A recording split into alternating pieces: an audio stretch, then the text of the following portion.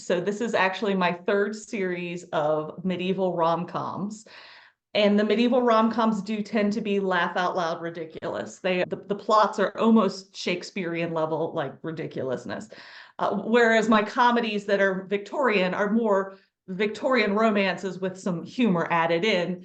The medieval ones are just unadulterated fun, basically. So this book that we are releasing, well, book one was Kilty as Sin. Book two was Kilty Plea. This one is Kilty by Association. And then we've got the last one in the series that releases this year is Kilty Until Proven Innocent. Love So, it. as you might have guessed, all of my heroes are Scottish. Well, I guess in my medievals, my heroines are also Scottish.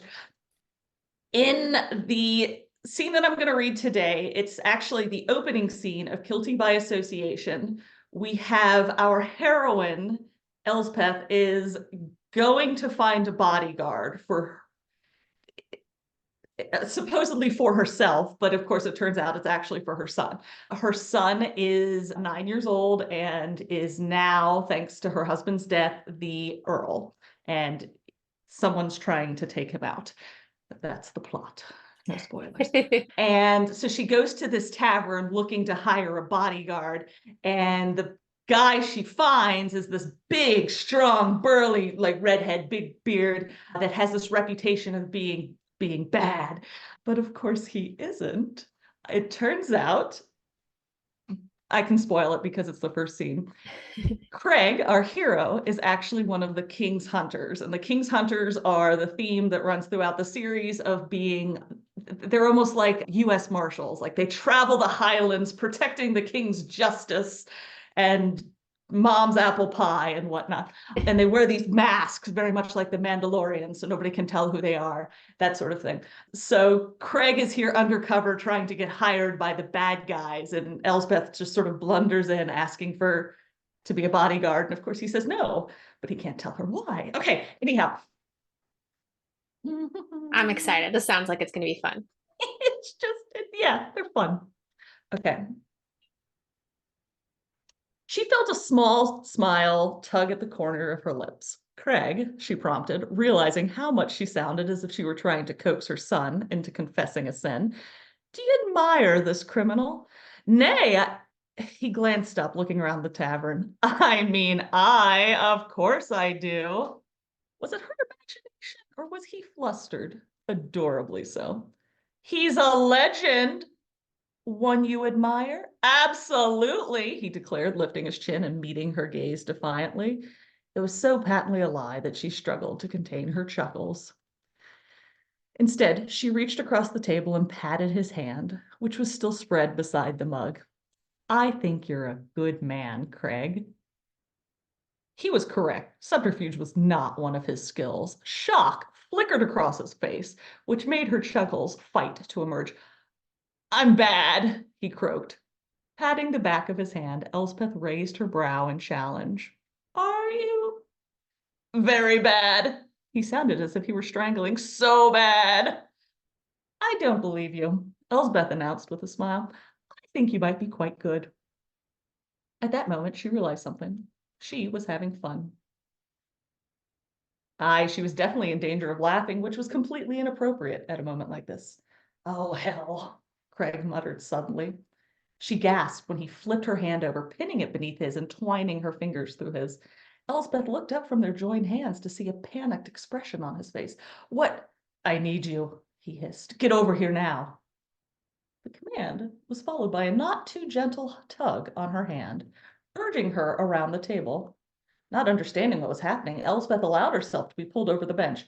Craig, what are you? Pretend you like me, lass, he murmured, low and intense, as he arranged her on the bench. Nay, not on the bench. When he was through, she was all but draped across his lap.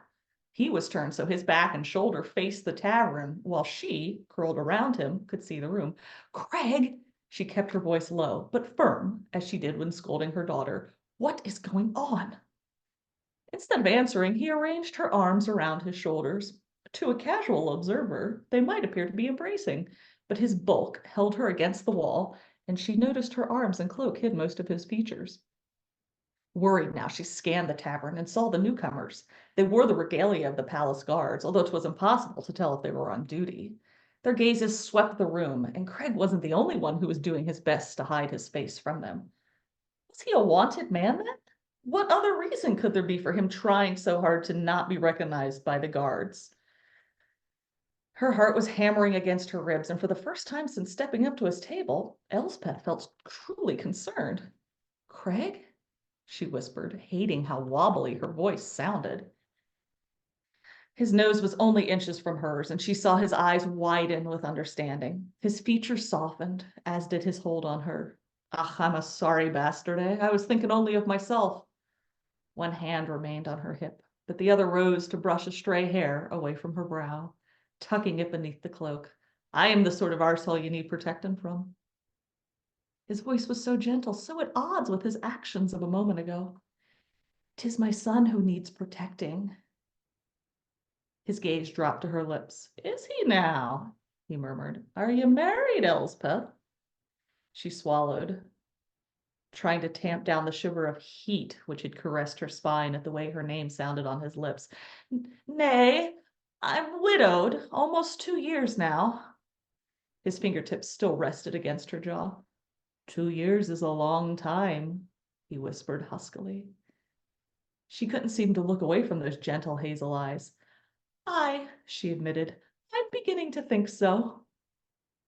His gaze darted over his shoulder. Oh, shite, they're coming over here.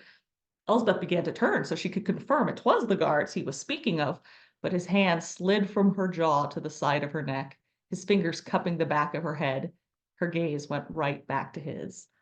Lass, he announced in a low, serious tone, I need you to kiss me. Me? She squeaked. He leaned closer.